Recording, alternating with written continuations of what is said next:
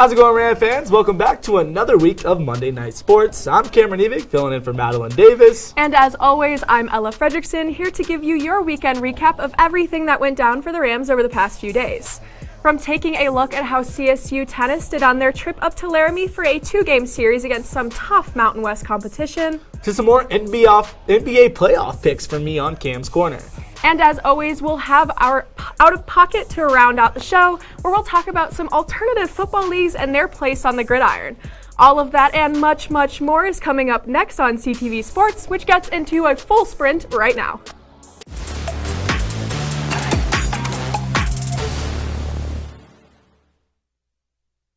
To start things off on the court tonight, Rams tennis took on the Boise State Broncos on Friday to kick off what turned out to be an incredibly successful weekend in Laramie for the green and gold, against some solid in-conference competition, I might add, and with the Rams ultimately taking this one against BSU 4-1 by the time action came to a close. So with that all being said, here's a quick rundown of exactly how they came through with this dominant performance.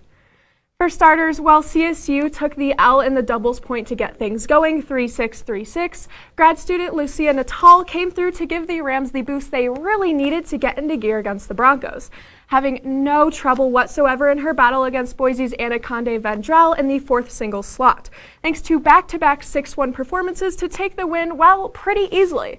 But for her teammate Summer Dalabana, on the other hand, things were far from a breeze, having to scratch and claw for every single point in her matchup, thanks to some strong competitive play from opponent Haley Stewart. Not to mention a few moments where, let's be honest, Summer wasn't playing like her usual self. And even though this rough performance was tough to get through, at the end of the day, her talent was still enough to come through with yet another straight set dub for the green and gold. And I'll admit, little bit of a different type of match than her teammate Lucia Natal went through, with a 7-5, 7-6 final score. And following the end of things against BSU, Dalabona had this to say about how she fought through some adversity to earn the singles victory on Friday. I didn't like that part of it, but I'm fine after the match. Like, I realized I was happy with how I played besides my serve, but I just needed to get it together mentally. Whatever happens on the court happens on the court. And right after these first two key performances for the green and gold got through their matches for the day, the rest of the story for this one took a bit of a turn, with Sharka Riktorova earning a super close tiebreak win, 7-6 in her first set against Boise's Joanna Baptista, which gave her the much-needed push to close things out in a much easier way, 6-2 to earn CSU's third singles point of the afternoon. And finally, how could we go without talking about the number one spot in singles, which was, of course, held by the green and gold's Radka Bushkova, pitting her against BSU's best Pauline Ernsberger. This one was pretty even throughout, with 6-3, 6-3 scores from both sides to get things going. But after Bushkova was able to take that third set with yet another 6-3 tally, the Rams could finally celebrate a well-earned dub on the road in Wyoming, with, again, a 4-1 final score.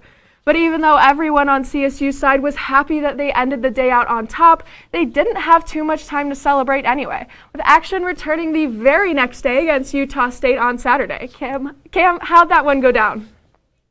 Well, Ella, I didn't think it was possible, but somehow the Rams did even better against the Aggies than they did against the Broncos, coming through with a sweep up north of the conference rivals Utah State, 4-0. And while this is technically on away turf for the green and gold, they will have played just as many matches up there near the University of Wyoming's campus as they have in FOCO once the regular season comes to an end next weekend. So as the spot in Laramie becomes CSU's home away from home, well, let's just say it definitely felt like it last weekend.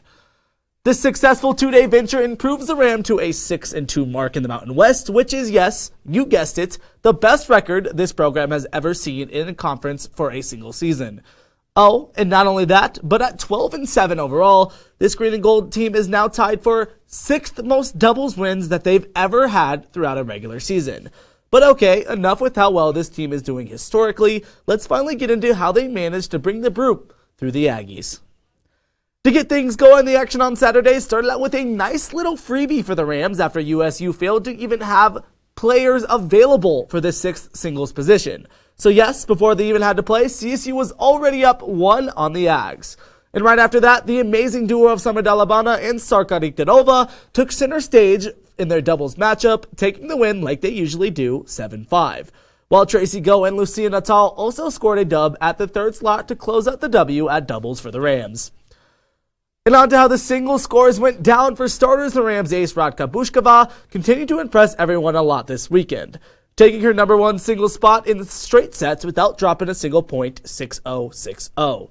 The dominant victory makes it her sixth win in a row, at that spot, and like we updated you on last week, also puts her at a 23-5 record on her own this spring, which now puts her fourth all-time in program history for the most singles wins in a season. Man, what an impressive year for this junior. And now on to how the rest of the team did against the Aggies. Lucia Natal finished shortly after Bushkova did at the fourth spot in singles, taking things 6-3, 6-1, which moved her to an impressive 17-3 record for the season and marked yet another long winning streak for a Rams tennis athlete, with the W on Saturday making her fifth in a row. Oh, and Summer Dalabana at 2 and Sharka Riktanova at 3 both did their part too, coming through with wins in their first sets before the second was even decided. So now that all that action is caught up in Laramie is said and done, when the Green and Gold return home this week, all they need to do is secure one victory for that number 3 seed in the conference tournament in just a couple of weeks. And with their upcoming matches being against Wyoming on Thursday and Nevada on Saturday, I think that's a very achievable goal, to say the least. Okay, Cam, that is enough court talk for right now, so let's switch things up to the track. The Doug Max Invitational this past weekend marked the second home meet for CSU track and field this season. And while the women absolutely killed it on their home turf, I'm gonna have to leave recapping that one up to Madeline and friends for Laced Up on Wednesday night. So for tonight, let's just take a look at the other side and see how the men did on Saturday. To get things started, while the women's side of things, like I told you, did absolutely amazing, the highlight of the day for the meet had to be from the men's 200-meter race, where the Rams managed to sweep the event to finish first, second, and third.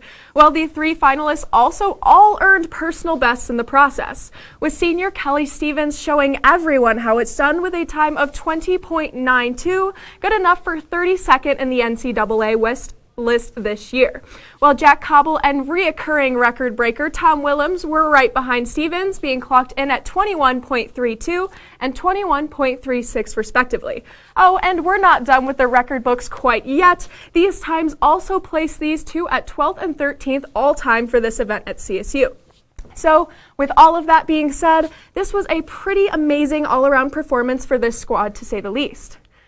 And now on to some other marks we're talking about over the weekend. Michael Mooney really showed out in the 1,500-meter run with an impressive and almost as fast as me, 3-minute and 59-second time. And as for the men's 110-meter hurdles, things looked even better for the Green and Gold. The Rams almost sweeping the podium yet again with first, second, fourth, and fifth place finishes in the event. And of course, comfortably under that 16-second mark. And finally, to top off the track events, CSU was able to snag the first and second slots in the 400-meter hurdle finals, thanks to Dominic Galelli and Jack Sheashley putting up times of 54.61 and 56.24 respectively to close things out. And looking off the track, the men certainly held their own in events like discus throw and shot put, with Adam Dawson crushing the competition with a throw of 182 feet to take that top spot in discus, while on the other side, Mariano Kiss did much of the same in shot put, earning the gold with a throw of 56 feet and 6.75 inches.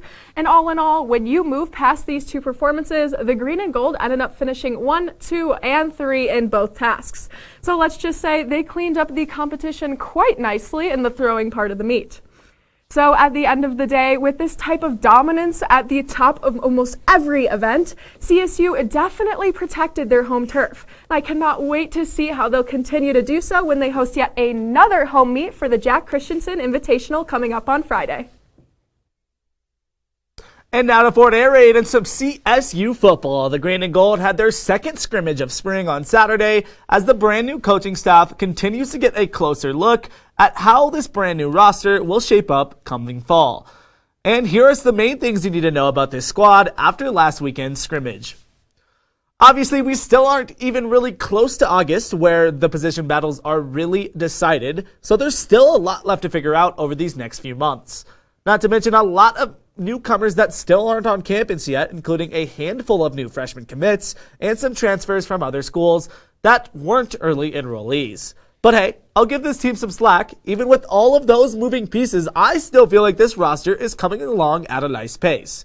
I mean, for starters, Clay Millen is always going to be the center of attention on this team, as most quarterbacks are. And he seems to be handling the spotlight like a champ. And more importantly, starting to really mesh with his new receiver core in these spring practices.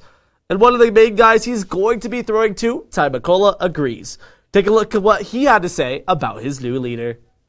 Clay, the thing I like about Clay and this offense is we can check a lot of things. So if we're seeing like cover 3 or cover 4, we can check the post on the outside, out on the outside. It just all depends on the coverage. That's what I really like about it, so I can get open on any given play. As I'm sure all of you on campus saw several months ago, Ty had a pretty decent year for the Rams last year, but this is under a different coaching staff. It seems like this year might finally be the one he breaks out in, thanks to, of course, the heavy pass offensive scheme and better skill position talent around him.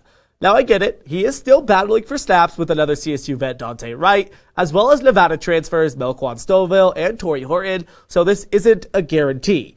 But no matter if he starts the season or not, whoever is will go absolutely off, thanks to having to battle through all these competition on the depth chart to get on the field.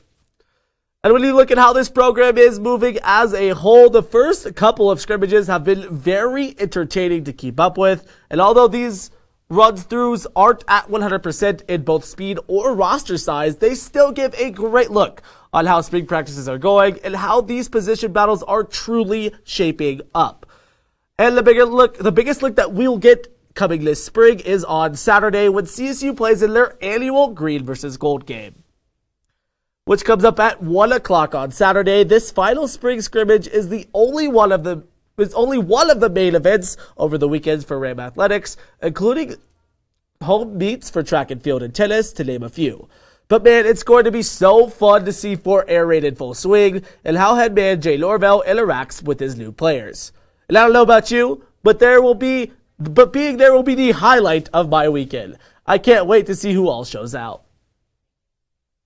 You know, this is my first opportunity being able to watch some spring practices, obviously, because I wasn't here for those last year, and I love it. I don't know if it's Jay Norvell making that difference, but I think it's really, really fun to see this team just in a raw way. You know, they're all working together, really, really fighting for their positions, and I'm just actually really excited for this year. Yeah, going to the spring practices has been impressive because, you know, they're really early in the morning, start at 7 a.m. before all the classes that those student athletes have to go to as well. And that does not seem to faze them. Jay Norvell gets them absolutely hyped up. They give their 100% in every rep, it seems like. So just seeing the work ethic that this team has gets me really excited for the football season. Yeah, no, just what Jay Norvell has done outside of the classroom, obviously on the field, but in the classroom for these players too is really, really refreshing. Absolutely. The way he represents his community as a head coach is great to see. Yeah. And with that, Rams, it's time for a very quick break. When we come back, I'll break down some more action in the NBA. You won't want to miss it.